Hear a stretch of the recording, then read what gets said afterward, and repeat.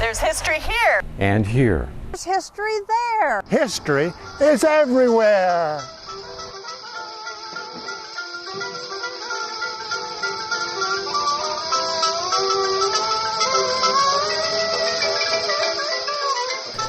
So the title of this lecture, or this class, is A Dorty Spotted Cow, 6 Old Bags, and a Luckingglap.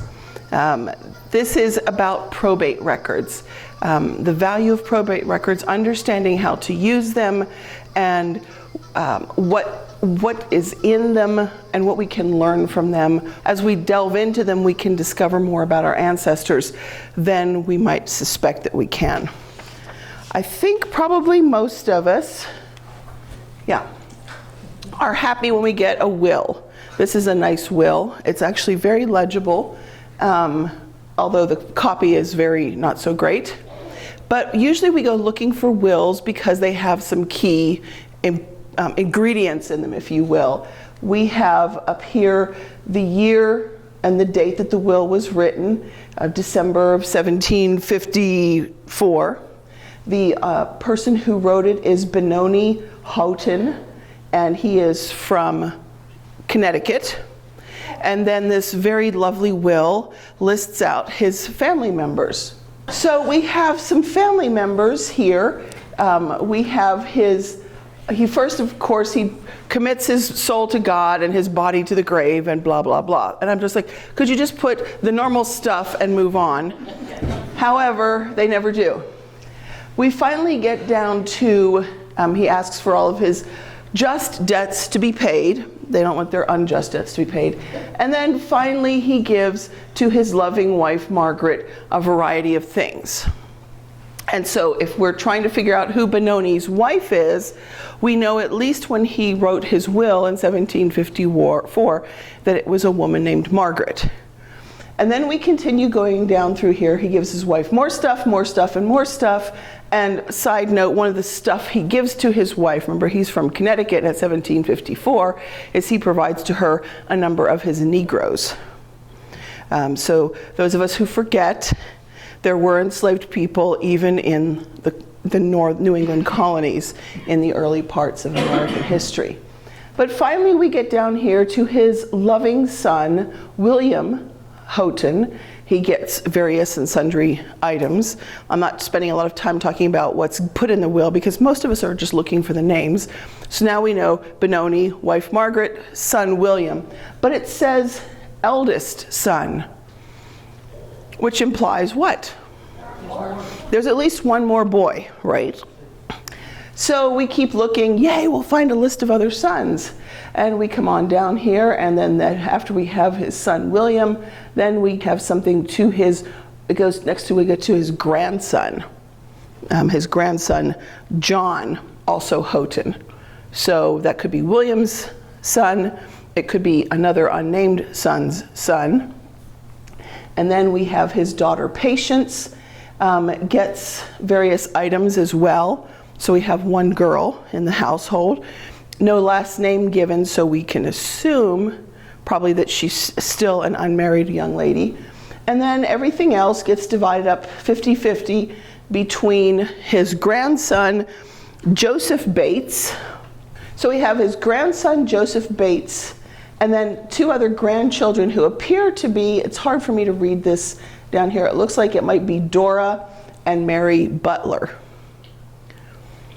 So we have 4 grandchildren, 1 Houghton grandchild, 1 Bates grandchild, 2 Butler grandchildren, which would imply we have at least 2 daughters who are married, but we don't know their names, and we don't know their husbands' names, but we have some, those give us some clues.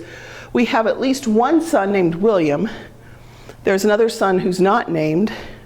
We're not sure if John is William's child or the unnamed, one of the unnamed son's children. But this is usually why we go looking at probate records, isn't it? Because now we have a whole bunch of clues of names of family members that we can try to determine how the family's built, and is this my Benoni Houghton or is it somebody else's Benoni Houghton, kind of a thing. So that's usually what we go looking for. But the question, of course, is, and this has never happened to any of you, what happens when there's no will?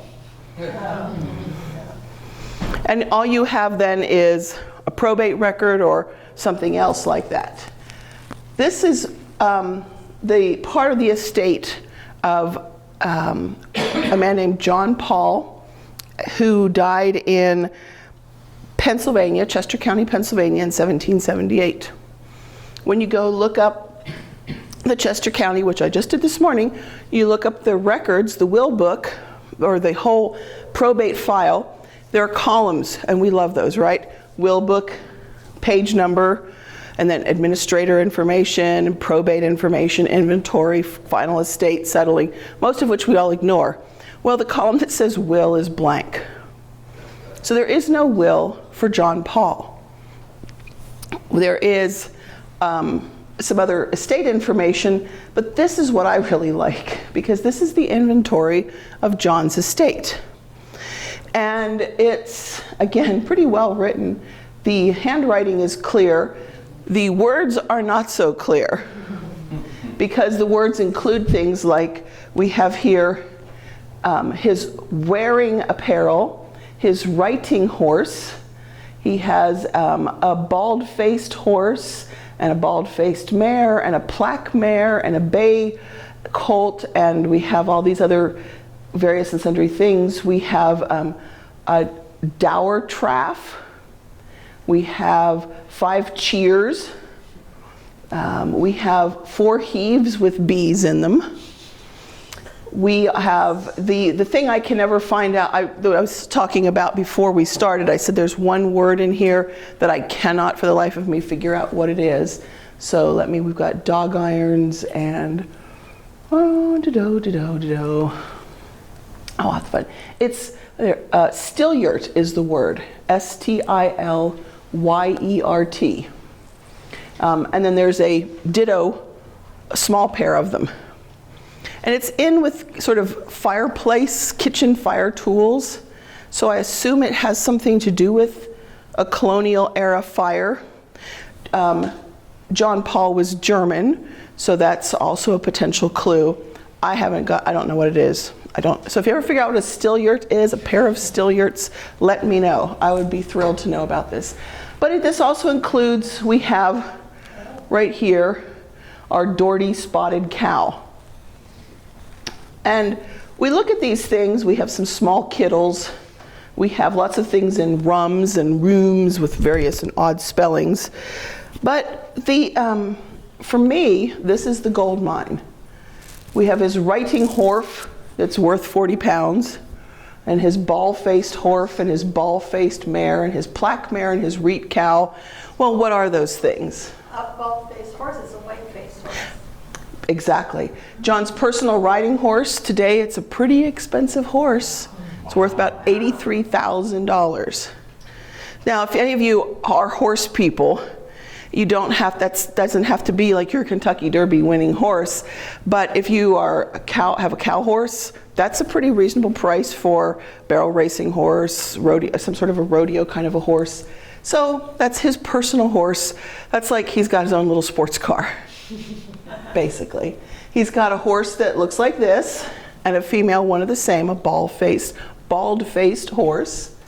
He has a black female horse. He has a red cow. That's what that reet cow is.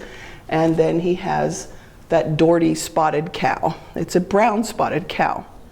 As opposed to a black, they'll say a black spotted cow or a pied cow if it's black.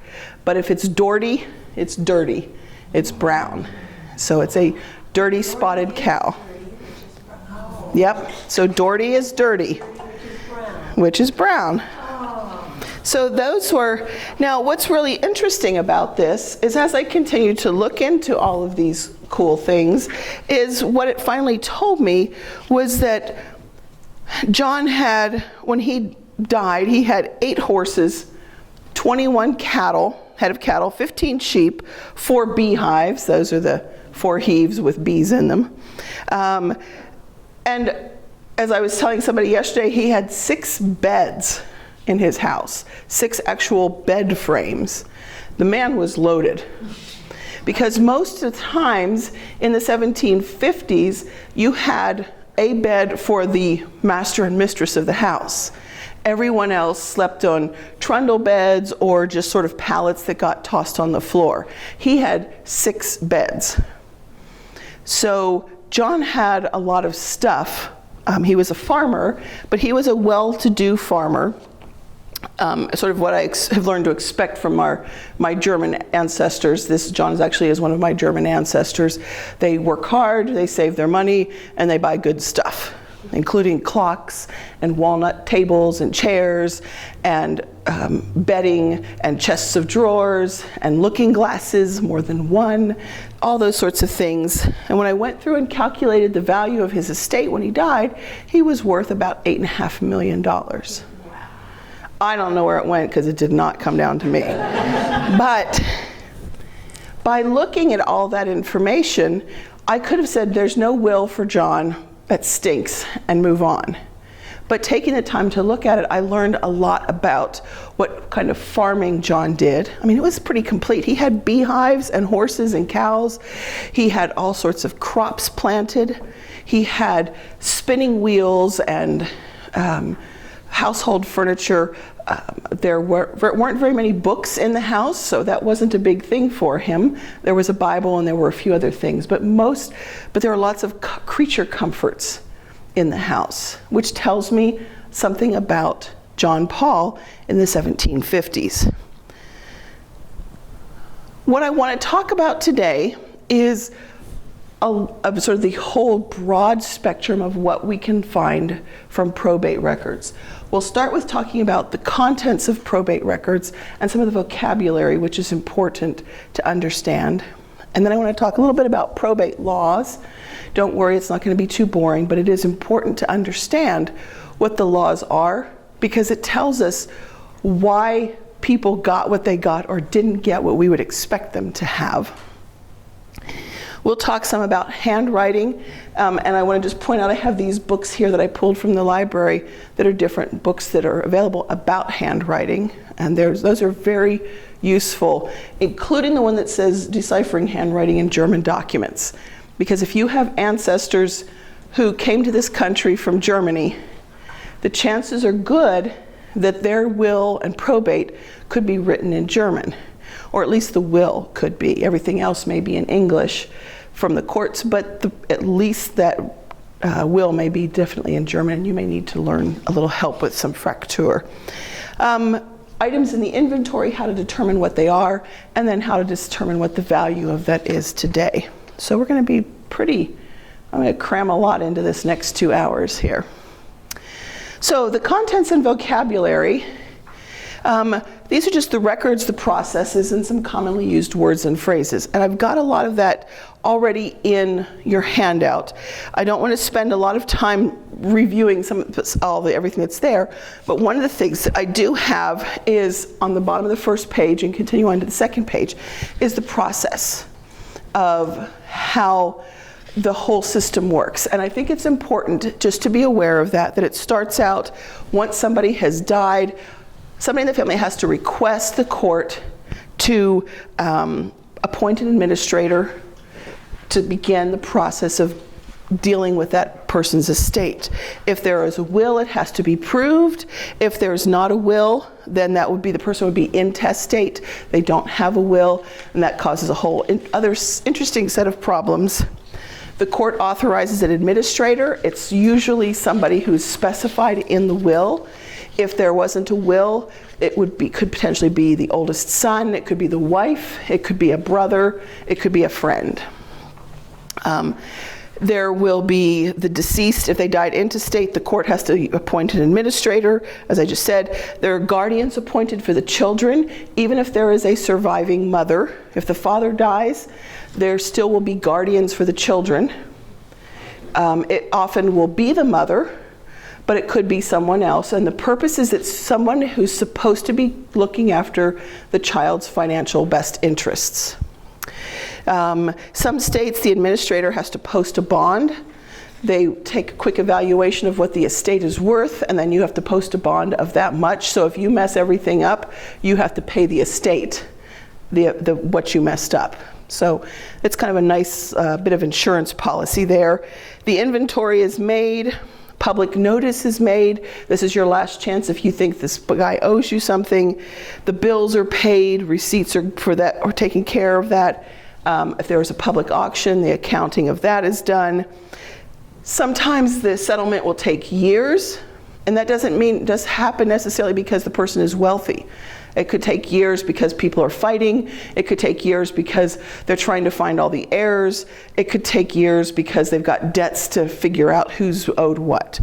And because that happens, sometimes there will be receipts paid for money paid to the widow and to the minors while the estate is being settled. You may find that one administrator dies or gets tired of the whole nonsense and quits, and somebody else has to be appointed. So you can get a lot of sort of side paperwork in there. Finally, the estate, and it says the estate, I made a typo there, sorry. The estate is distributed according to the law and the will, and then a final settlement is accounted for. Here's how much everything went to who, when, how much, and the final dollar amount that gets divided up amongst which people.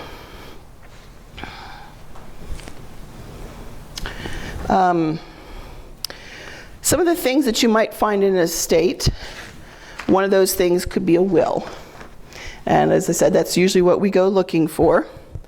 One of the things I want to mention in a will, just as a little side note here, is that today we look at wills sometimes with a very modern eye, and we get a little bent out of shape about the terms of the will. Because it might say, I'm giving my son so-and-so this, and my son so-and-so that, and my son so-and-so something else, and I've already provided for my daughters, they each get $5. And we say, how dare you cheat the girls? But usually what's happened is those daughters have already been married, and dad has provided them with a dowry, which if you take the time to go back and look at land records for the family, you'll discover that he's already provided for the girls the equivalent of what the boys are going to be getting. He just didn't give the boys any land because he's keeping it until he died. And then at his death, it gets divided up amongst the sons. If there is a particular son who wanted to do something different, you may also notice that, except for my son John, who already has been provided for, because John said, well, gee, Dad, I just really want to go be a blacksmith, so would you put me as an apprentice to a blacksmith and then set me up in my own blacksmithery when I finish that? And so he doesn't want to be a farmer, and Dad has borne the cost of putting that boy through blacksmithing school, so to speak, or a college education or something like that. So when they say we've already provided for our child, I've given my daughters these things, they usually have. Now you will find wills sometimes that are very humorous, well, at least to us, maybe not to the person who, I have one ancestor who she gave everything to her oldest son, provided he took care of her throughout her life, including when she got sick, and gave her a proper Christian burial, which I always wonder what, as opposed to what would you be getting, a Viking burial, or I don't know. And then to my daughter, she gets the side saddle, and she already got everything else she gets. And then to my youngest son, who is a bad person, he gets nothing. He got $1, because that way there was no way for him to really contest the will. He wasn't written out. He got $1. And I always wonder, what in the world did he do to make Mom so mad? So the will is what most of us go looking for. Something else you may find is the petition for probate, and this comes from one of your local folks here, Cornelius Beekman. His son Benjamin Beekman is petitioning the court. He says, Dad died and we need to settle up his estate. And we're going to be talking about his real and personal property. Real property is his real estate. Personal property is everything else. Personal property can be money. It can be furniture. It can be tools. It can be livestock. It can be enslaved people. It can be cash. It can be debts that are owed to you. So all that is part of your personal property. We also can have a list of the heirs. I love those estates when they just spell it out. Here are the children, and their addresses, and their spouses, and their kids. And their age, exactly. Not always, but they might. They might also include grandchildren. Siblings may be included in there, especially if it's a single person. He or she will have provided for their estate, usually to go to the brothers and sisters or nieces and nephews. Friends could also be included in there. Then you can get the inventory of goods, which we've looked at already. If the inventory doesn't exist, usually what you'll find instead is the list of the goods that were sold at auction. And it's sort of interesting. The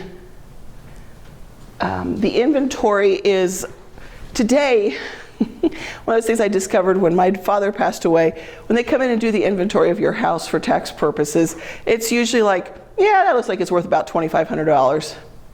The end. That's not how they do this. Back when they were really being serious, they were accounting for every little thing. The grain that's in the ground. We've planted this field. Okay, what did you plant it in? All right, so what's that worth? The value of the crop that hasn't even sprouted yet is accounted for. If there's not an inventory, you'll usually find, though, where they've sold those goods. And the extra bonus of that is you have somebody bought the spinning wheel or the rocking chair, and they paid this much money for it, and they'll also tell you who bought it. And that's very interesting because sometimes the purchasers are only family members, and sometimes there are other people, and you can sort of see who's snapping up all the goods.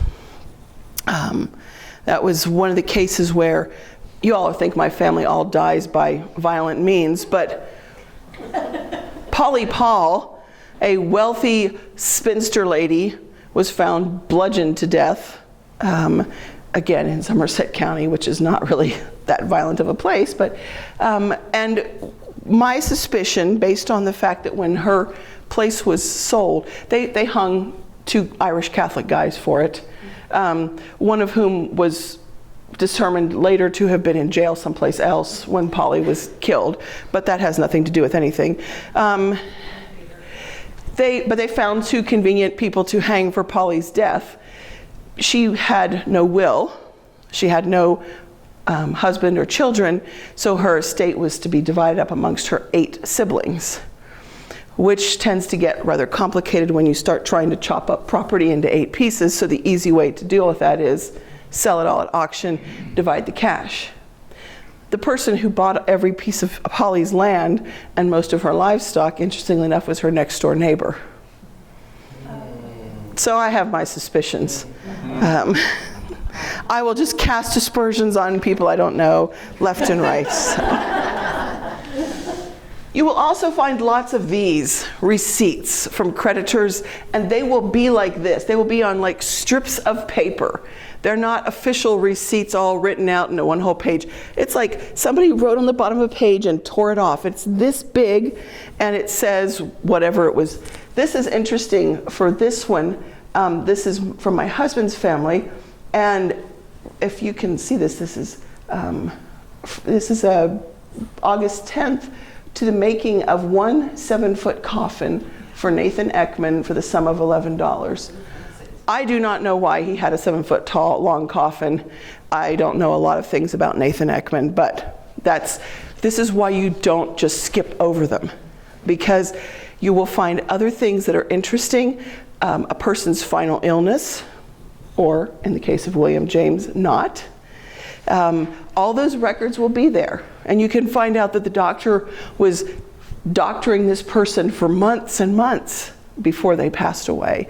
Or you might discover some really crazy things they were doctoring this person with. You find applications of leeches, or they prescribe blue mass, which is basically mercury and I forget what else, some really horrible thing. So the receipts and there'll be receipts of money that's paid to the heirs sometimes. Sometimes it's receipts that are paid to creditors. So those are things that you may find in the probate file. Plus things duplicated and triplicated, and you can't figure out why this is here again, but it is. And the backs of everything. Those are always wonderful when they exist too. Probate laws are important in determining how an estate is sort of dealt with. Every state has its own laws regarding the widows, regarding the dower rights of the widows, regarding guardians for the children, and the estates of those who die without a will, those who die intestate. And it's important to know what those laws are when you're looking at, because it helps to explain why things happen, why they're divided up the way that they were.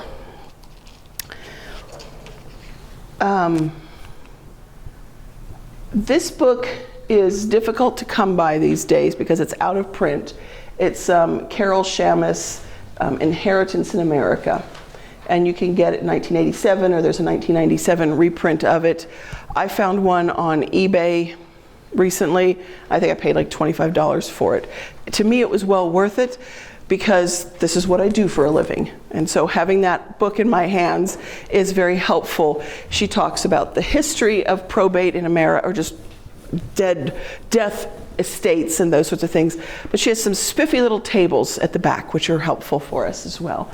And so in American colonies in the 1720s, if you died intestate, if you died without a will, this is the way the law had it divided up. And this chart is in your handout, so you don't have to worry about frantically trying to rewrite this all. But what I think is really interesting is, again, we see these things and we get a little bit bent out of shape. The double to the eldest, or in Maryland, all of the real estate went to the eldest. And by the way, that all means eldest son. How can you give double of whatever there is? So a double portion. So if there are 10 acres and there are 2 children, we don't divide it 5 and 5. We divide it into thirds, and 2/3 goes to the oldest. Yeah, so good question. And then the personal property, depending on where it is, you might get some, you might get none. I'm not sure what happened here with this for the real property. And then the widow, every place, she just gets 1/3 of the real estate for her life. She has enough to support her while she's living, but she cannot sell that property, because when she dies, then it goes to the children in this sort of that same structure. So she has it, she has a house to live on, she has property to farm, she can have an income to support her. She also is going to get 1/3 of the personal property, so she's got furniture and cookware and cattle and cash. So it's pretty nice for her. I mean, it's pretty generous. And the only thing that she can't sell is the land. She only has access to that for life. So you could write a will and say, I'm giving my wife half of my property, or you specify this farm. That's hers. And he has to specify, though, in there, to do with as she pleases. Or else specify for life. What's really interesting is sometimes when you see these real estate for life things, something happens where the wife wants to sell. Perhaps she's gotten old and she can't live on the farm by herself anymore, but her children all have their own place to live.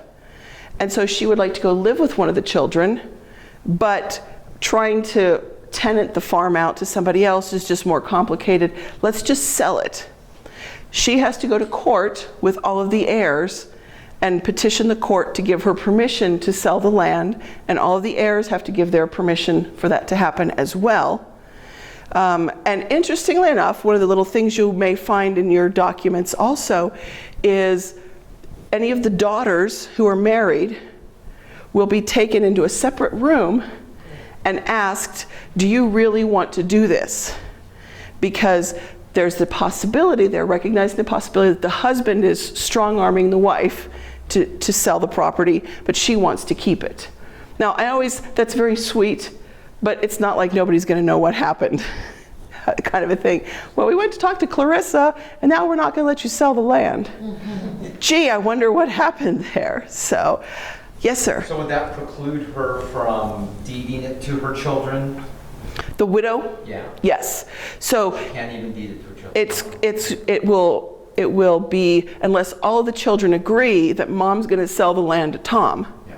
So still have to go to court regardless. Still have to go to court because she only has it for life unless the will specified it is hers to do with as she pleases. Wow. Yes? What happens if she remarries? Well, and that's the whole reason for the for life. What we look at a lot of wills and we feel like they're really, really mean to these women because they'll say you have them for life or until you remarry. What they're doing is trying to protect her from an opportunistic, kind of scam artist. So you've got this widow who has a third of John Paul's estate. So she's got, what, $2.5 million. She looks pretty good, doesn't she? Because there's $2.5 million available for anybody to, and in America, up until the 1800s or early 1900s, depending on where you lived, you marry and everything went over to your husband. So she marries and that guy gets her $2.5 million. And the kids then don't get it. And the kids don't get it. And so that's the reason for having this available for life, and that we usually also include or until or unless she marries, or it might say as long as she remains my widow or as long as she remains my relict. R-E-L-I-C-T, that's another word for my widow.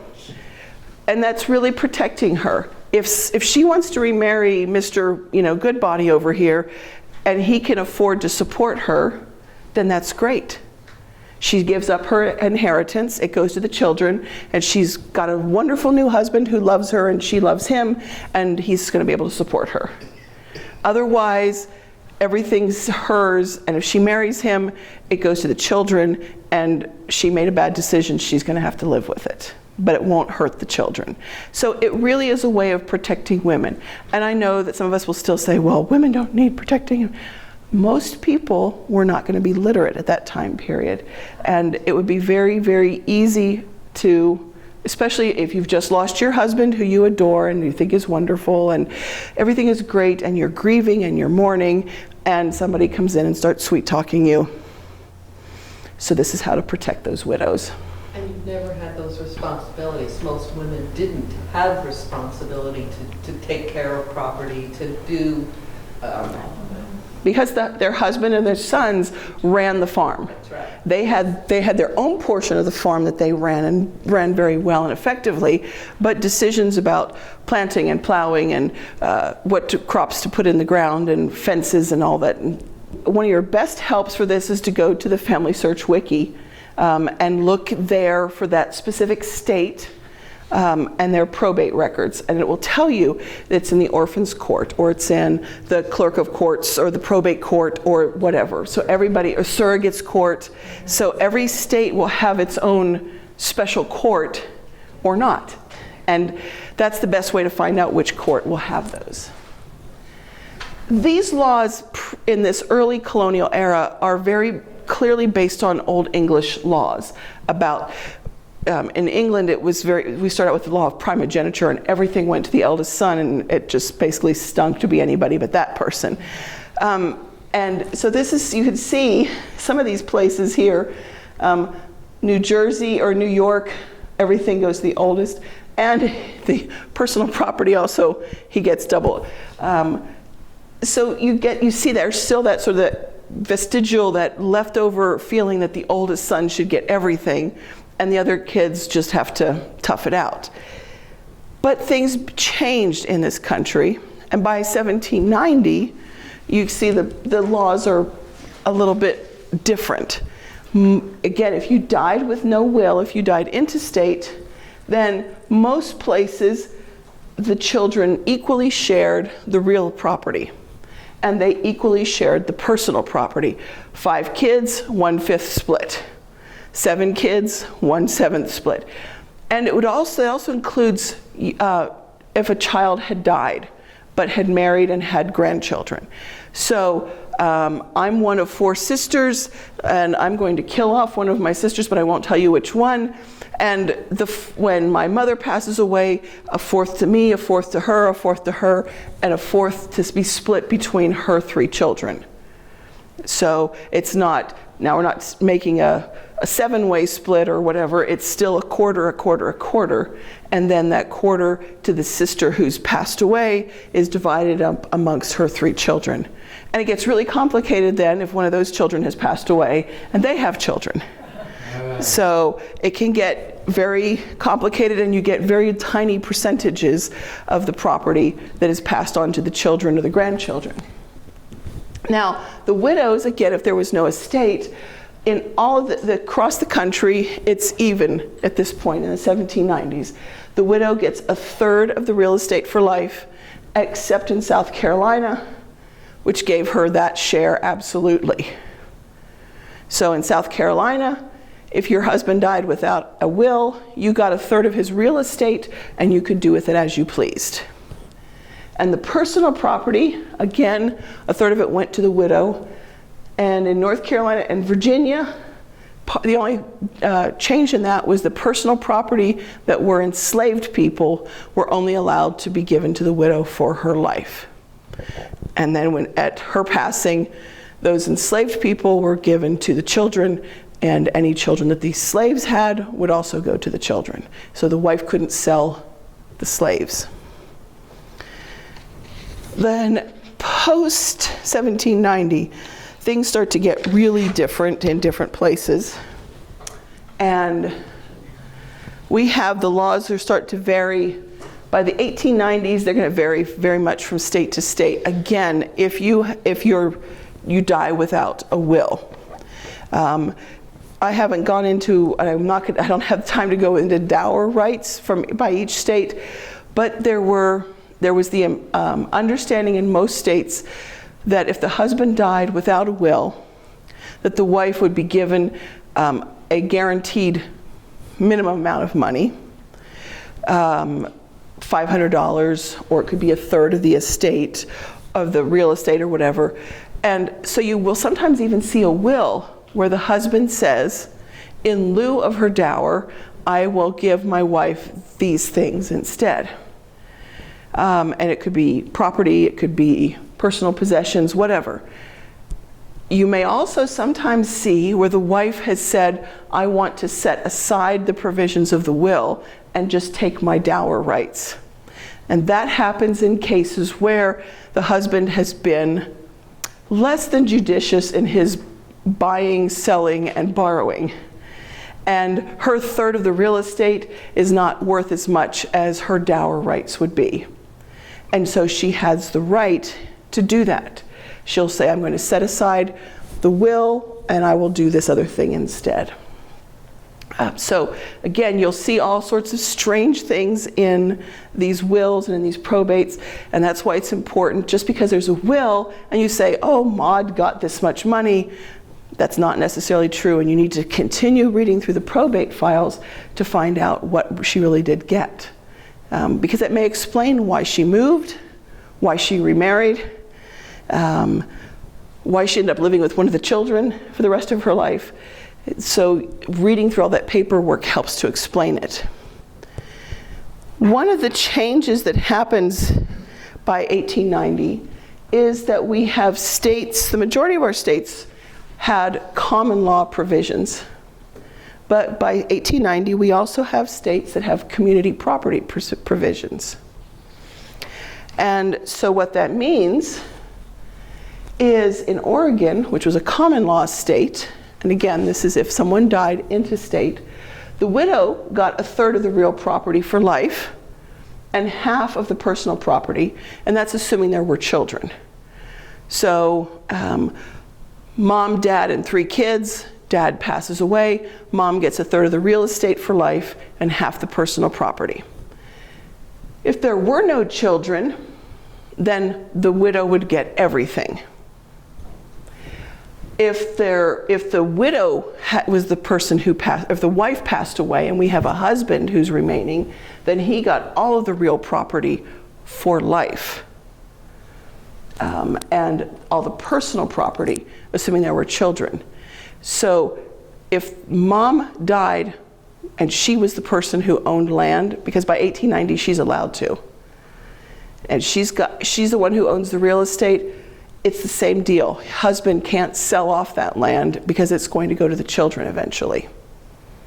Now again, this is assuming that she was the property owner and died without a will. If she was a property owner and died with a will, she could give all of her real estate to her husband to do with as he pleases, or she could give it to him for life. It's her choice how to deal with it. And in Oregon, illegitimate children in general inherited from their mother only, even if the father recognized the illegitimate child. However, just across the border a little bit south in California, a community property state, the rules were different. Depending on various things, the widow would get half the property that was personal property, and it gets more complicated here. But what I think is most interesting, if there were no children of the marriage, the surviving spouse didn't get everything. It would go to who the other heirs might be. So your spouse dies, you have 2 kids, and there is no will. That's no problem. Your spouse dies and you have no children and there is no will. His parents or his siblings may have a right to some of that property. So the rules are different.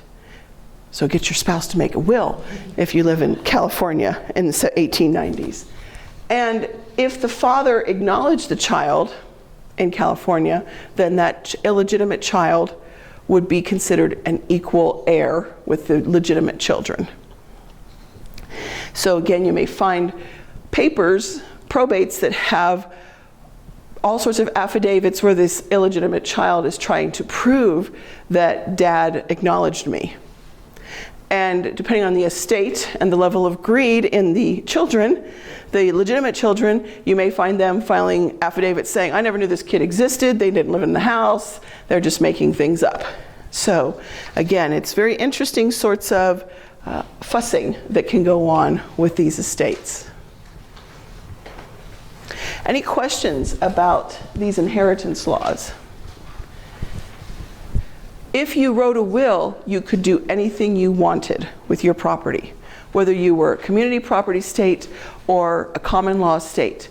If it was your property, if you were the wife in this marriage and you had property of your own, you had a business, you owned real estate, you could leave it to whomever you wanted. If you were the husband, you could leave it to whomever you wanted in your will. That included you could disinherit your wife and children if you so desired. And you could have whatever good reasons or bad reasons for doing so. My wife is a terrible person and my children don't like me anyway, so I'm giving it all to the local missionary society. And then you'll have all kinds of interesting paperwork in there with people insisting dad was wacky. And the missionary society unduly influenced him. So those always make great, and then go check the newspapers for interesting court battles about those things too.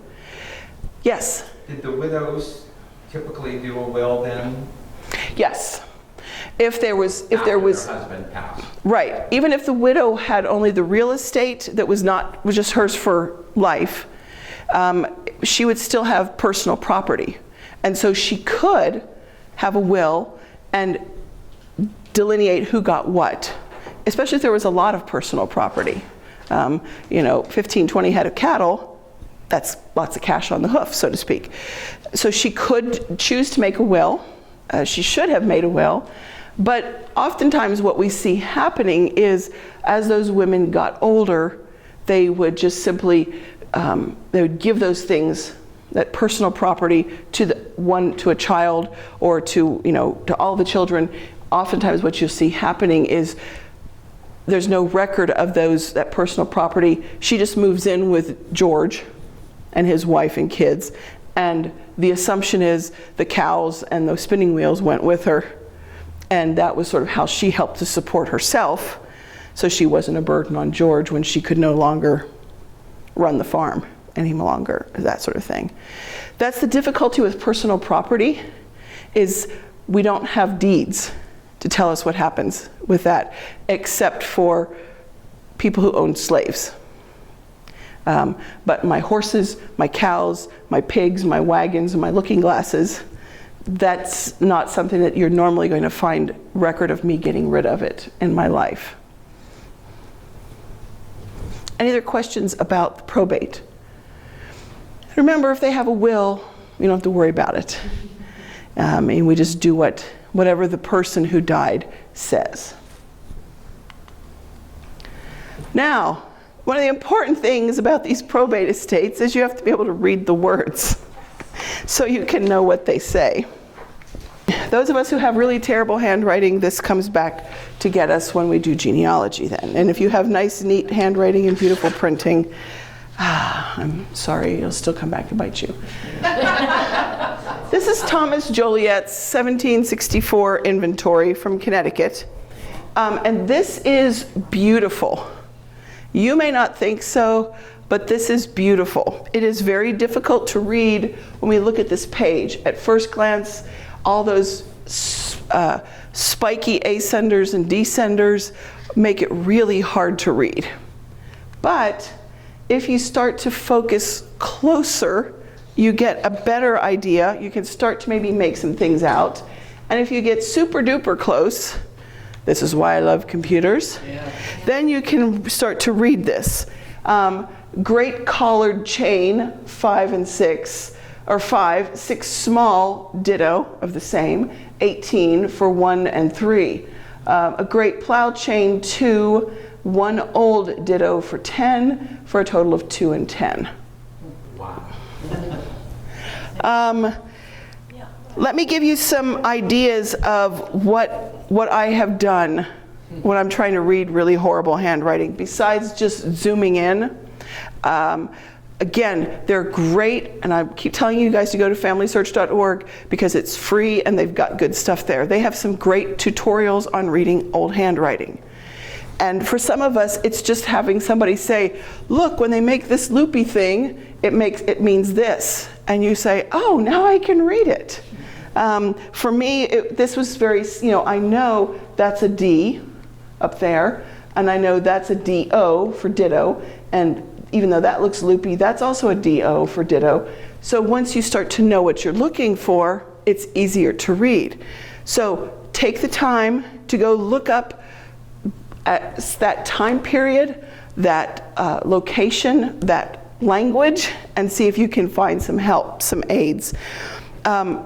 Reversing the image is also helpful. So instead of looking at black on white, sometimes looking at white on black helps you to pick out the differences. Of course, context is helpful. What word should that be? What word could that be? What word can't that be? And it doesn't help when they abbreviate. Great called chain, or does it mean chair? I'm not, So again, part of this I know is from context. We're talking about other farm equipment. There also are collared chains, but not collared chairs that I know of. Phonetics are also helpful. If you ever walked past my office, you would probably hear me mumbling and muttering up there because I'm saying the word, trying to figure out what could this possibly be. And I'll say it in an accent. If this is written by some German guy, okay, what might it sound like with a German accent? Or an Irish accent, or a British accent. Colonial America, New England in 1750s, more likely to have a British accent than my accent. So try doing it phonetically. The people who wrote these, the clerks at the court, were not illiterate, but they weren't always the best spellers. We didn't have standardized spelling. You've seen that already where your person writes his will and he writes his name 3 different times and spells it 3 different ways. Okay, so that happens with the clerks as well. So think phonetics. Obviously comparing, I think it's kind of what you were talking about, sir, other letters on the page, other words that look like it on the page. I have, in great desperation, printed the page off as large as I can, taped it to the window, and then taken a pencil and tried to retrace the letters, ignoring all the stuff, the dots, the blobs, trying to just what are the actual lines of the letters. So again, drive by my house and you'll see me at my office window with paper taped up writing on it, because sometimes that's the only way I can get past it. I don't want to go back to the Nathan Eakman's receipt, but that really blobby part, all those ink blobs, but you can get past them. But I couldn't do it on the page, I couldn't do it on the computer screen, but if I printed the page and then put it on the window so I have the light coming through it, I could sort of, okay, this has to go like this. And I could ignore the ink blobs and figure out what the letters actually said, along with using context and what do I think this says. And it's right after the bill for the coffin, and the same guy's name is there. So it's probably something, either another bill for the coffin, or he says he got paid for the coffin, or he says he still hasn't been paid for the coffin. So I'm thinking along those lines as I'm looking at that ink splotched receipt. With this, we also have the challenge of colonial money is pounds, shillings, and pence. And if you're not really good with that, it gets a little complicated here. So I've included in your packet there just some information. 12 pence, or 12 with a D at the top, equals 1 shilling. 20 shillings equals a pound. That's helpful. It's not helpful. I don't know why the British did it that way, 12 and 20. So what this is telling us here is that this great collared chain was 5, and then the 5 in the slash there tells us it's 5 shillings. And then 6 small ditto, 18 slash, so that's 18 shillings. And we're going to get to do math today. So 5 plus 18, 23. 23 shillings is 1 pound 3 shillings, so 1.3. And then this great plow chain is 2 slash, so 2 shillings. And then 1 old ditto, 10, and then we've got the D, so 10 pence. And that comes out to being 2 shillings, 10 pence for those. Does that make sense? So, yeah, when I explain it does. Now when you go home and do it yourself, you'll be like, I don't know what she was talking about. This makes no sense at all. Yes, I had to have a little bit of math today just because my husband's a math professor, so every once in a while we do math. But this is helpful to know, because you start to look at this and knowing that this slash is the end of the price. Plus there's a little period there to help you. There's also one here. So this is great collared chain 5 slash period. End of that one. Now we have 6 small ditto, 18. And the same with down here. 1 great plow chain, 2, there's the slash, there's the little tiny period. That's the end of that entry. 1 old ditto, 10, oh, there's a little D, 10 pence there. So you have to take your time, you have to sort through it, you have to do the math, and you have to shake your fists. Why didn't they start doing dollars and cents, and why do the British mix things up that way? How do they get D for pence?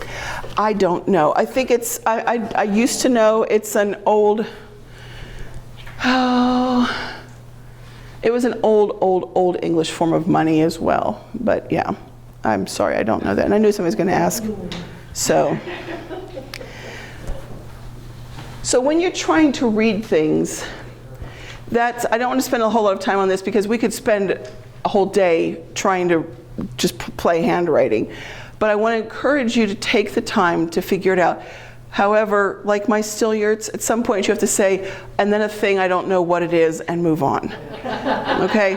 And that's okay to do, because unless your task is to completely transcribe everything in that probate file, out of everything that was on that page that we had right there, if I just couldn't figure out what the great collared chain was, I couldn't feel too bad about that. Okay? So the other thing, or once we finish figuring out what everything says, now we have items in the inventory. The good part. We have all sorts of inventory. Some of them are like this. I love this one. It's in English. It's in dollars and cents. It is beautifully written. It's clear. There are lines, so you're not trying to figure out where this thing matches up with that. This is Henry Dunham of Long Island. This is the inventory that was taken of one of his houses in 1874. And we've got a $700 carriage, a $300 old carriage, a 75-cent robe. What's a robe?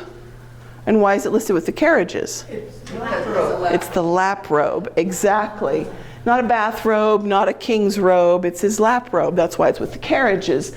We have a pleasure sleigh, a rockaway wagon, a set of double harness, 2 straps of bells, 1 strap of bells, a set of single harness, a saddle and a bridle, 2 carriage dusters, a handsaw. Oh, we're out of the carriage house now, aren't we? Well, we hope so, at least. A box of tools, an iron vise, 40 baskets at 25 cents a piece, a lot of old surcingles, a wagon jack, an old chain, a bay mare, a set of double farm harnesses, a set of stable forks and shovels, a bull, a heifer, a red cow, and a pied color cow. It would be what color? Dorty. No, it's not. Black and white, yes. Pied is black and white. We have some other things here that might be a little bit, some of us will get these right away, but as we continue looking, we have 2 haircloth sofas and 4 of the same chairs. We have a lady's chair and a receptive chair, and we have a bronze statue, a toilet set. That's hairbrushes, yes. We have on this page, we have also an invalid chair, if I can find it. Yes, there it is at the bottom, along with his smoking chairs, another toilet set, 30 yards of carpet, and an oilcloth on the upper hall. Now, some of those things we can know immediately what they are. Others might be a little bit more confusing because I spent a lot of time in my life doing Civil War living history. A lot of this, even though this is post-Civil War, I was like, oh yeah, I know what this is. For instance, 15 yards of stair carpet. Well, y'all know what that is. It's just that strip of carpet that went up the stairs. But oilcloth on the upper hall. They actually literally would have painted oilcloth as a floor covering.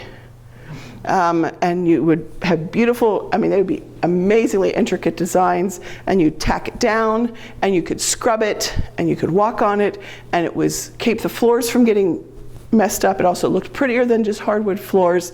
And then you could, especially you'd use it in the summertime when it was dustier, so you wouldn't have your carpets out on the floor, because the carpets were more difficult to clean the dust out of. So oilcloth on the upper floor, smoking chairs, the toilet set. Some of these other things, though, might be a little bit less. So the rockaway carriage, for instance. I didn't know what a rockaway carriage was, so I looked it up. Oh, okay, that's what he was driving. That was his 3rd car, by the way. Do you remember that? Because he had a really expensive carriage. He had his $700 carriage. He had his $300 old carriage. And then he had his $75 rockaway wagon. So that was the cheap car that he was driving around. That wasn't the good one. Surcingles, if you're not a horse person, you don't know what that is. It's just a strap that goes around the belly. It could be for being in a harness. It could be for being on wearing a saddle. There's just a bunch of old ones. At the barn where we keep our horse, there's a bunch of surcingles hanging out. Yep. Haircloth sofa. I want to take a few minutes to talk about Google searches here. Little side note. Haircloth sofa, I put that in, hit search. I'm getting like hairball, how to keep cat hair off your sofa, that kind of thing. So then, if you'll notice, I put it in quotation marks. So I'm looking for that phrase. I'm still getting cat hair on the furniture. So then, I love this. If you go over here to where it says tools and click on that, then over here, you can change that to say verbatim. And now it's looking for just that phrase. It's because Google thinks you're stupid and you don't know what you want. And so when you say, I'm looking for hair cloth sofa, they say, here's how to get cat hair off your sofa. No, I said this is the phrase I want. So when you say verbatim, it helps, except for you'll notice this is still not helping. So then I did this. I said 1800s. And now I get things. Particularly helpful for me was this one right here, which gave me that. There, it's a haircloth sofa. So when you're looking for something on Google, slap quotation marks around the phrase that you want. Then back here where it says tools, click on that, and then you'll have this. It's verbatim, and I think the other choice is like, I don't know, anything we want to do. So choose the verbatim. You're more likely to get that focused search that you want. If you still can't get it, then add another delineator, 1800s, geography, Pennsylvania, pioneers, whatever, something else to help it. You can also, you probably already know this, just capital and then that other word. And that other word, when you use the capital and for that Boolean search, it's saying it must include this other word as well. I didn't want it to have the word 1800s because hair sofas could be older or younger than that. I just wanted a picture of a hair sofa. So that's why I just put 1800s as let's narrow our focus a little bit more. So anyway, information about how to do that is in the packet. Google I love and hate. It's I don't know, it's like a bad marriage or something. And then there's an invalid chair. Just what you expected it to be, right? It's just a really fancy wheelchair. So, going back to John Paul's estate, his inventory here.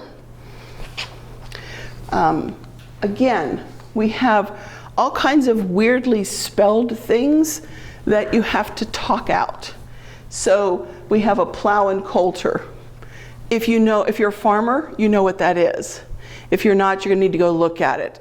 The coulter is the part of the board of the plow that helps to turn the top sod over. It's part of that. You've got 2 hopples and a harrow chain. You've got 2 dung forks and 2 pidge forks. Well, I don't know what a pidge is, but it sounds like pitch, doesn't it? So, yeah. 13 cow chains, a small quantity of weed in the stray. What do we have? Marijuana? John. Weed in the stray. Straw. Something in this, yeah, it's wheat in the straw. Yes. Okay, because again, it's something that's going to be of value, so it can't be weeds. It's probably not pot, so it's wheat in the straw. We've got 15 shoats. Any farmers here? Those are baby pigs, yeah, piglets. Then we've got our 4 heaves with bees. We've got an old copper still and a new copper ditto. All right, so John he wasn't smoking dope, but he was drinking moonshine. Okay. We've got 18 old hog fats. 16 old hog fats. Old hogs. I'm not sure what those are, to be honest. That's one of those things I said, I'm just going to leave it and move on. We've got the clock and the clock case. Clock case. There's our large stilliards and a pair of small ones. Now we know. Measuring, weighing things. We have a walnut oval table. And we've got a dower traff. I don't know what that is either. Again, I've just said I've got to keep moving on because John had a lot of stuff.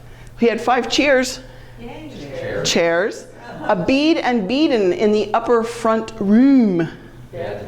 Yep. And we know which room it was in. Well, we have a ditto in the said room. So there was a second bed and bedding, or bead and beading. We have a clock reel. That one I actually looked up. You've seen these before. It's as you're unwinding yarn, and you see it on this. It's got like 6 little posts that stick up, and it spins around, and that's the clock reel. Okay.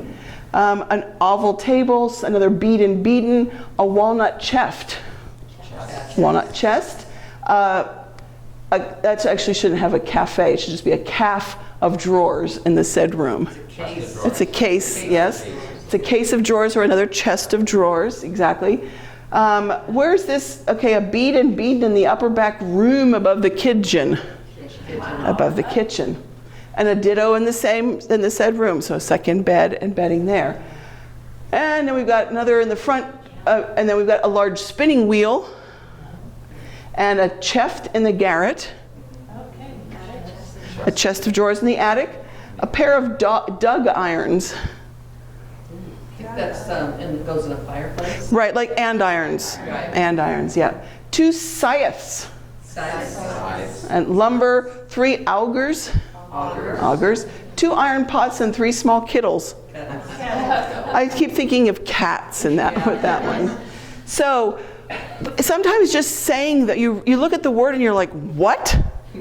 But if you think about what it sounds like, it helps. And if you see what else it's being listed with, it helps. Because in general, when they did the inventory, unlike, I get really frustrated with modern realtors, and they have here's a picture of the house, here's the inside of the house, here's the backyard, here's the kitchen, here's the bathroom, here's the kitchen again. They didn't do it that way. These folks would go through the house and literally write everything down. We're walking in the front door, what do we see? Write it down. Let's go to this room first. Walk in the room and we write down everything here. We start at this wall, we just go in a circle and we write it all down. We walk back into the hall, we go to the next room. And so it's pretty clear what we've got. And when you get to those chest of drawers in the garret and you then find lumber, that makes sense, doesn't it? He's just storing a bunch of junk up there, an old chest of drawers, some leftover lumber, bits of this, broken that, what we all do. And then you can tell when he gets outside. Now we're looking at these things. We went into the shop, we went into the barn, we're out in the field counting the critters. And so paying attention to what the flow is like will help us. And that's whether it's a big farm with a kitchen or it's a little farm with just everybody's in one room and the cows and the horses are in the next room kind of a thing. But it still will make sense if you pay attention to it. Now, once we've figured out who owns what and what all those whats are, it's nice to know how much it was worth. There are lots of ways to do this. I'm going to show you the way I like to do it, because I'm teaching the class. This is one of my favorite websites to use. It is, again, my favorite price free. It's called measuringworth.com. And this is created by a group of economists from the University of Chicago and elsewhere. And it gets updated every year. And I know this isn't a very good slide. That's why you don't do screenshots on PowerPoint. But you have, I think it should be able to help you though, because when you go to their site, the place that I go to is this 7 ways to compute the relative value of a US dollar amount, 1790 to the present. It's pretty self-explanatory. You put in the year, you put in the dollar amount, you put in the current year. Well, actually you have to put in last year, because they haven't, 2019's not over yet, so they can't give you the economic value of things for today, so you can get it from last year. That's pretty close. So we have here Nathan Eakman's estate, my husband's wackadoodle ancestor, and he had, it's kind of a sad estate. We have a rocking cradle, a clock, a rocking chair, a basket. We have a grain cradle, not for a baby, but for the, for grain. We have an old cooking stove, a scythe, a pitchfork. We have a plow, a cultivator, a mare and a colt, a plow line. Not a whole lot of stuff here. Some buckwheat, some hay. His total estate was worth $292.60. So was Hannah rich or was she poor? We don't know yet. Okay. Well, this is 1863. So all of the total, as I said, this had to support her, and her 3 children who were under the age of 12. So I put that dollar amount in the calculator. I said 1863, $292.60, calculated for 2018. And I got this amount. Now, the interesting thing is when you go to measuring worth, and I've explained a lot about this in the packet that you have a lot of different choices about how to calculate it. You can have a much smaller number or a much larger number. The one I use is I take the average of the labor cost, what it costs to earn that much money. The reason I choose that over gross domestic product or anything else is this is the way, and it's real interesting because I've had lots of conversations with the guys that run this website, because I'm very interested in what things cost and what their value is compared to today. The reason I use the labor value is how much, if I had to work to make that kind of money today, and I take an average because you have basically an unskilled laborer and then a factory worker, so something kind of the average of those two. If I was trying today to work to make as much money as Hannah had after Nathan died, I would have this much money, just the average person working. I'm not looking at gross domestic product, I'm not looking at inflationary sorts of, the CPI index or things like that, because sometimes the land or the house or the dollar amount is affected by those more dramatically than that. So what I'm saying is Hannah had basically $74,000 to support her kids in modern money. If she had to go to work to, that earnings was this much. How long could you survive with yourself and 3 kids under the age of 12 on $75,000? Which probably explains why the 1870 census, I find their oldest son is off working as basically a domestic servant for somebody, because he can make some money that way. And Hannah disappears after 1870. I don't know if she remarried, because I can't find a record of her marriage. I can continue to trace the oldest son because that's my husband's ancestor. But the financial impact of Nathan's death at an early age, he had no land. He just had a bunch of junk. That's what she was left with. The opposite extreme is Cornelius Beekman's estate. We have this beautiful handwritten will here. I loved it. Thank you, Anne, for pointing this out to me. First, and I love how honest this man was. He had a bank. And the very first thing his will said was he directed his executors to pay every depositor in the bank their full amount that they had to put in the bank. Now, my husband said, well, of course he had to do that. That's what you have to do when you have a bank. And I said, yeah, but you could let it go. You could have this be part of the estate, and it's all tied up with probate. And the will was written in 1911. The estate wasn't settled until after 1915. If you had $32 in the bank, and it was tied up for 4 years, but you needed that $32, that could destroy you. So Mr. Beekman, first thing, without the judges interfering or anything else, just write a check to everybody, give them their money, pay them off, and then I have an estate after that. His second was a bequest to his wife. She got his residence and the lots on which it stands on California Street with all the water rights and privileges, and all the household goods and furniture, except his piano, plus $100,000 in US gold coin, or if she doesn't want the cash, she could select from his bonds and securities $100,000, and then plus another $5,000 in cash. So she's got a choice. This is what she can have.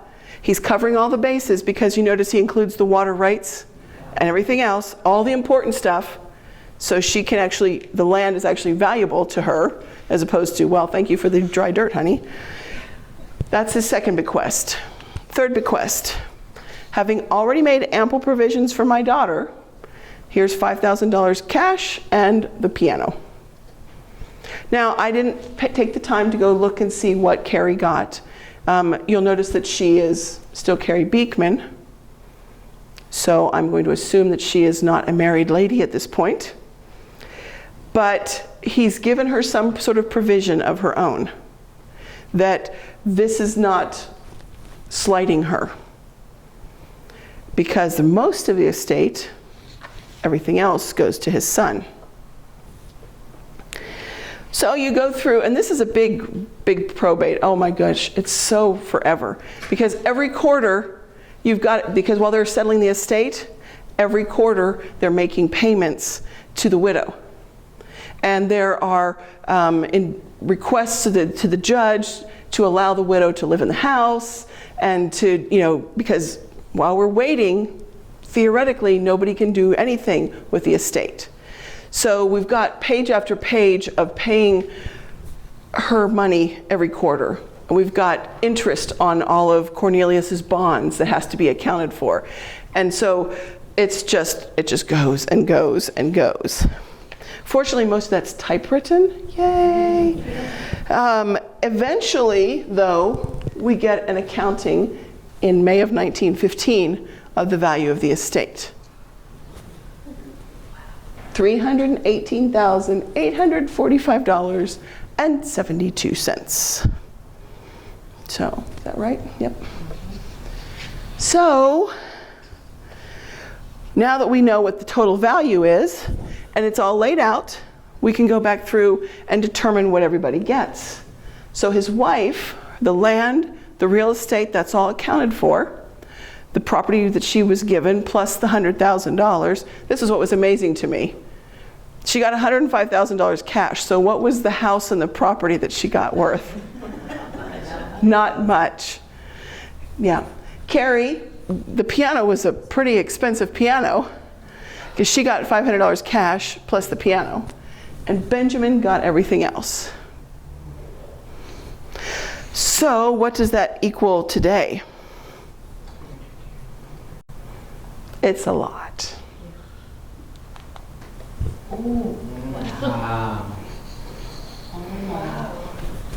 So Julia, and I believe she actually took the bonds as opposed to the cash. And so she was taking, her gamble was that they would continue to be worth more than just the gold cash would be. Carrie didn't have that choice. She just got the $5,000 in gold coin, and then Benjamin got everything else. $28 million of everything else. So this is why I like to check out what things are worth. Most of us don't have ancestors with this kind of wealth. And if we do, we wonder what in the world happened to it. The same thing that I did with John Paul. It was worth $8.5 million, but that was in the 1770s. That was 250 years ago. Well, you start dividing that up amongst 6 children, and all you need is to be the person on the tail end of the dumb side of the family, and it's not worth anything. Where other folks happen to be on the tail end of the smart side of the family who've managed to make that continue to grow and increase. They've made good investments, they've purchased good land that's worth something, and they remember to get the water rights while they were at it, or depending on the part of the country, the mineral rights. And so it all depends on what your family did. But this is for me, this is very interesting, because it tells me so much more about my family than just, well, I don't know what happened to Nathan Eakman. He just died in 1863, and his family disappeared by 1880, except for his oldest son. Well, now I have all these interesting things. He was obviously a terrible farmer. He was bad with his money. He died in 1863, so you would think Civil War, right? No, he wasn't in the war. There's no record of him having served. His wife bought him a whole new complete set of clothes, by the way, that took up about 1/3 of the value of his estate to bury him in, including an alpaca coat that today would have cost $7,500. She only got $75,000 and she spent $7,500 on a coat to put him in the ground in, and he had a 7-foot tall coffin. So again, questions, questions, questions. But now Nathan and Hannah are much more interesting people than just, I don't know what happened to Nathan, but his Elmer survived and he went on to be, move out to the West, kind of a thing. So I want to encourage you to, as you are doing your own family's research, to make sure that you are looking at those probate records. I agree, I will admit, they are terrible to get to sometimes. Very few of them are indexed when you go to familysearch.org. That means you have to cross your fingers and hope that there is a volume by volume index that you can check to find the records. Otherwise, you are manually flipping page after page after page trying to find that person. Frankly, if you're the sort of person that makes a pilgrimage to Salt Lake City, I'd rather do that with microfilm than digitally. It just takes much longer for those digital images to load. And click, click, click. It's easier to scroll and be looking for the names. If you don't make it to Salt Lake City, my sympathies are with you. Then you have to, because that's what I do. I sit there and go, grumble, grumble, click, grumble, grumble, grumble, click, grumble. But I have to tell myself somebody's paying me for it, and that's what the hell they want to spend their money. So, but probate records will give you so much more depth. They won't help you they may help you extend your family tree. You may get names of children and spouses or grandchildren or siblings. But if there's not a will, or the probate's final settlement doesn't say Joe got this, Jackie got that, and Pat got this, because sometimes it says divided amongst the 5 children this much. And you just shake your fists at them for that. So sometimes a probate record, the whole file, will help you extend your tree. But for me, what's more important is it tells me about the family. What kind of people they were. All these examples I gave you, except for Mr. Eakman, were farmers, but you can also find people who were coal miners, or who were blacksmiths, or who were college professors, and their contents of their home tells you so much about them. I had a client whose ancestors were Massachusetts 1650s, 1660s people, and their house burned down. And yet, in spite of the fact, after the house burned down, about 12 years later, Dad died. And it was like news story. It was actually newspaper articles about this house burning down. And they said it destroyed a third of the wealth of this town when it burned down. But yet when Dad died, about 12 years later, he had a library full of books. And they named every book that was in his library. So you could find out, oh, of course, surprise, 80% of them were religious books. But then here's some math, here's some science, here's some language. And what that tells you about that family was incredible. They don't have to own silver for you to think they're incredible people. You can find out that they had, looking glasses, which doesn't sound odd to us. We have mirrors all over the place in our house. But go look around and figure out, start digging and find out how rare or how common was it to have a mirror in your house. What if you had 2 of them?